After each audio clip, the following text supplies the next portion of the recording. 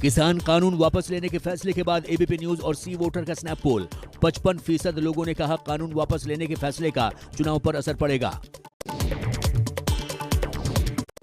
Snap पोल में 59% लोगों ने कहा मोदी सरकार किसान समर्थक है, 29% लोगों ने किसान विरोधी माना तो 12% ने कहा पता नहीं।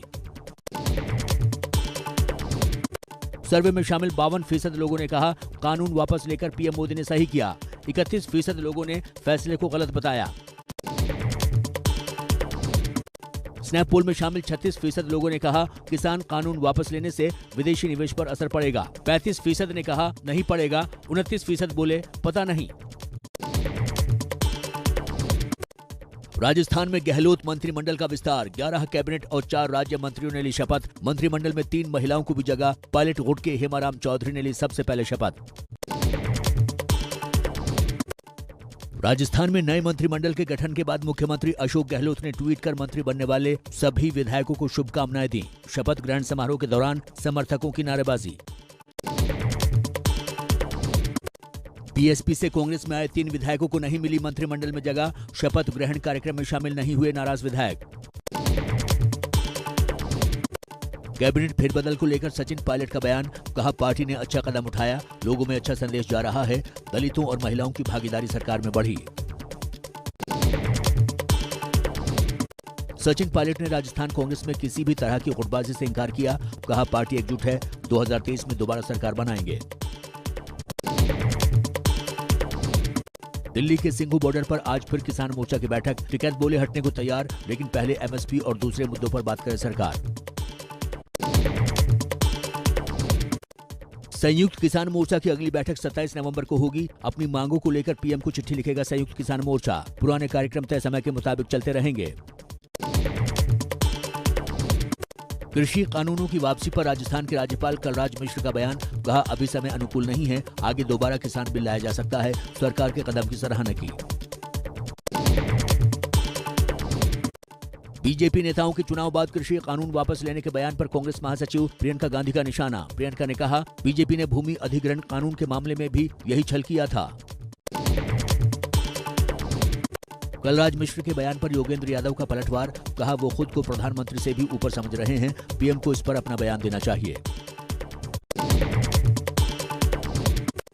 कांग्रेस के वरिष्ठ नेता दिग्विजय सिंह का बीजेपी से सवाल, किसान आंदोलन के दौरान 700 किसानों की जान गई, उसकी जिम्मेदारी कौन लेगा? एमएसपी पर कानून कब बनेगा? सरकार जवाब दे। कृषि कानून की वापसी को लेकर एसपी नेता का बीजेपी पर तंज, पीएम कुछ कह रहे हैं, राजस्थान के राज्यपाल कुछ और कह रहे हैं, आखिर बीजेपी की मंशा क्या है? पूर्व कैबिनेट मंत्री और बीजेपी नेता चौधरी बीरेंद्र सिंह ने कहा कलराज मिश्र और साक्षी महाराज के बयानों से अविश्वास पैदा हो सकता है, ऐसे बयान से बचना चाहिए। कृषि कानून वापसी को लेकर बोले शाहनवाज हुसैन, कहा पीएम मोदी ने कानून वापस लेकर दिखाया बड़ा दिल, इसी का मतलब है लोकतंत्र।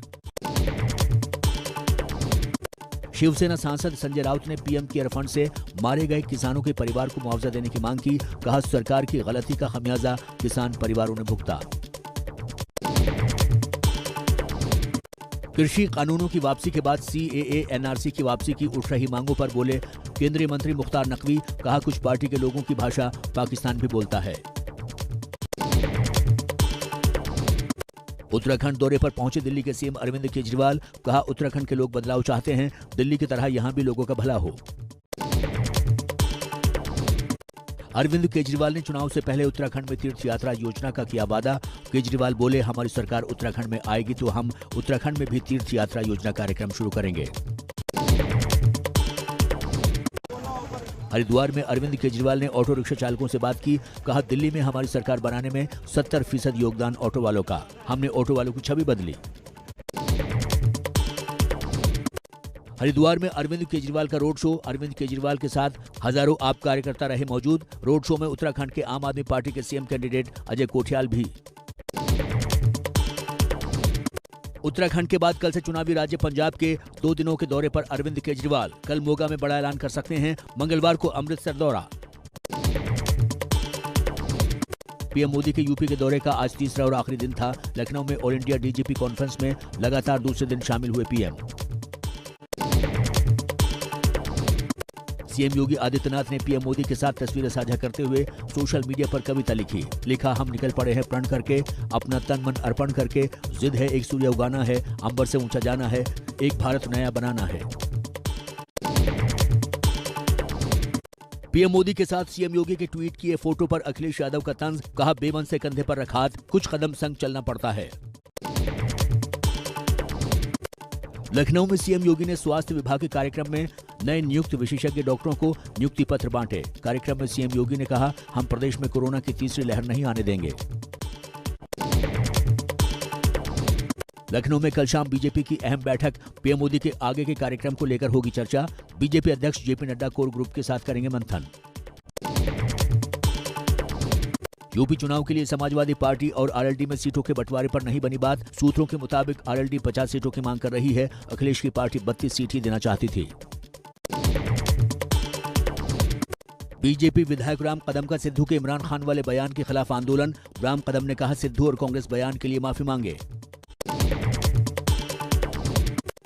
इमरान खान को बड़ा भाई बताने वाले सिद्धू के बयान के विरोध में मुंबई में बीजेपी का प्रदर्शन। पुलिस और बीजेपी कार्यकर्ताओं के बीच झड़प। सिद्धू के इमरान खान को बड़ा भाई जैसा बताने वाले बयान से कांग्रेस का किनारा। कांग्रेस प्रवक्ता अभिषेक मनु सिंघवी ने कहा, ये पार्टी का स्टैंड नहीं है। चीन को लेकर राहुल गांधी के उठाए सवाल पर केंद्रीय मंत्री किरण रिजिजू का पलटवार। किरण रिजिजू बोले, राहुल को चीन सीमा की समझ नहीं, उनको गंभीरता से नहीं लेना चाहिए। बिहार में शराबबंदी को लेकर चिराग पासवान का नीतीश कुमार पर हमला। चिराग बोले, नीतीश ने 5 सालों में शराब तस्करों को बहुत मजबूत कर दिया। हाल ही में जहरीली शराब से 40 से ज्यादा लोगों की गई थी जान। ममता बनर्जी का कल दिल्ली दौरा, शाम 5 बजे दिल्ली पहुंचेंगी। पीएम और विपक्ष के नेताओं के साथ मुलाकात की संभावना। हैदरपुरा एनकाउंटर के विरोध में श्रीनगर में महबूबा मुफ्ती ने पार्टी कार्यकर्ताओं के साथ एलजी हाउस तक निकाला मार्च। बीजेपी नेता रामदास अठावले ने कांग्रेस पर साधा निशाना। दलितों को आगे बढ़ाने की नीति दिखावे की है, कांग्रेस दलितों का हक दिलाने में नाकाम। रक्षा मंत्री राजनाथ सिंह ने उद्धव ठाकरे की पत्नी रश्मि ठाकरे को फोन कर उद्धव ठाकरे का हालचाल पूछा। फिलहाल डॉक्टरों के मुताबिक उद्धव ठाकरे किसी से मिल नहीं सकते। यूपी के पीलीभीत में सांसद वरुण गांधी ने गैंगरेप और मर्डर केस में पीड़ित परिवार से की मुलाकात। गांव वालों ने पुलिस पर लगाया परेशान करने का आरोप। असदुद्दीन ओवैसी के बाराबंकी पहुंचने से पहले कार्यकर्ताओं के 2 गुट आपस में भिड़े। मंच पर शामिल होने को लेकर हुआ था विवाद। मध्य प्रदेश के भोपाल और इंदौर में पुलिस कमिश्नरेट सिस्टम लागू। सीएम शिवराज सिंह चौहान बोले, बढ़ती जनसंख्या की वजह से कानून व्यवस्था की कुछ समस्या पैदा हुई है, अब अपराध पर हो सकेगा बेहतर नियंत्रण। बीजेपी नेता शुभेंदु अधिकारी कोलकाता में बीएसएफ ऑफिस पहुंचे। केंद्र की ओर से बीएसएफ के अधिकार क्षेत्र के विस्तार के बाद शुभेंदु का बीएसएफ ऑफिस का दौरा। भारतीय जनता पार्टी ने की राष्ट्रीय स्तर पर नियुक्तियां। शहजाद पूनावाला और ऋतुराज सिन्हा को बनाया गया पार्टी का राष्ट्रीय प्रवक्ता। बीजेपी सांसद आर.के. सिन्हा के बेटे हैं ऋतुराज सिन्हा। बिहार के वैशाली जिले में पंचायत चुनाव में नामांकन के दौरान दिखा अनूठा नजारा। मुखिया पद के नामांकन के लिए हाथी और ऊंट के शाही काफिले के साथ पहुंचा उम्मीदवार। दिल्ली में प्रदूषण में मामूली सुधार, लेकिन प्रदूषण का स्तर अब भी बहुत खराब की कैटेगरी में बना हुआ है। सुबह दिल्ली के अक्षरधाम पर प्रदूषण का स्तर 347 रहा। दिल्ली के प्रदूषण को लेकर दिल्ली के पर्यावरण मंत्री गोपाल राय ने कल उच्च स्तरीय बैठक बुलाई। प्रदूषण की रोकथाम को लेकर होगी चर्चा। दिल्ली में प्रदूषण पर काबू पाने के लिए बड़ा फैसला। मेट्रो और बसों में खड़े होकर सफर करने को डीडीएमए ने शर्तों के साथ दी मंजूरी। सड़कों पर ट्रैफिक घटाने का मकसद। नौसेना के जंगी बेड़े में शामिल हुआ आईएनएस विशाखापट्टनम। ब्रह्मोस मिसाइल से लैस है स्वदेशी आईएनएस विशाखापट्टनम। मुंबई में नौसेना में शामिल किया गया। आईएनएस को नौसेना में शामिल किए जाने पर राजनाथ सिंह बोले, दुनिया बढ़ा रही है अपनी सैन्य ताकत। इंडो पैसिफिक को सुरक्षित और स्वतंत्र रखना हमारी जिम्मेदारी। कुछ देशों का रवैया गैर जिम्मेदाराना। कोरोना की बूस्टर डोज को लेकर आईसीएमआर का रिसर्च। 6 महीने बाद किसी भी व्यक्ति को बूस्टर डोज की जरूरत पड़ सकती है। गुजरात में कल से 1 से 5वीं तक के स्कूल खुलेंगे। पेरेंट्स की अनुमति के बाद ही बच्चे क्लास में आ सकेंगे। स्कूल आने वाले छात्रों को कोविड प्रोटोकॉल फॉलो करना होगा। बढ़ते प्रदूषण को देखते हुए बंद किए गए दिल्ली के सभी स्कूल अगले आदेश तक बंद रहेंगे। स्कूल खुलने तक ऑनलाइन कक्षाएं जारी रहेंगी। मशहूर पंजाबी लोक गायिका गुरमीत कौर बाबा का 77 साल की उम्र में निधन। लंबे समय से बीमार थीं, कई नेशनल अवार्ड से सम्मानित थीं। सीएम चरणजीत सिंह चन्नी ने निधन पर जताया दुख। जम्मू कश्मीर के स्कीयर आरिफ खान ने बीजिंग में होने वाले 2022 के विंटर ओलंपिक के लिए क्वालिफाई किया। बारामूला में परिवार ने जताई खुशी।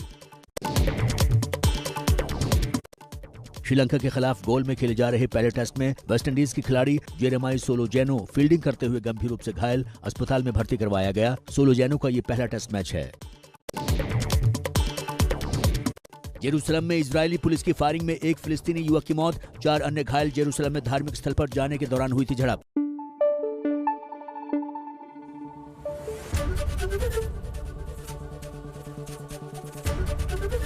एबीपी न्यूज आपको रखे आगे।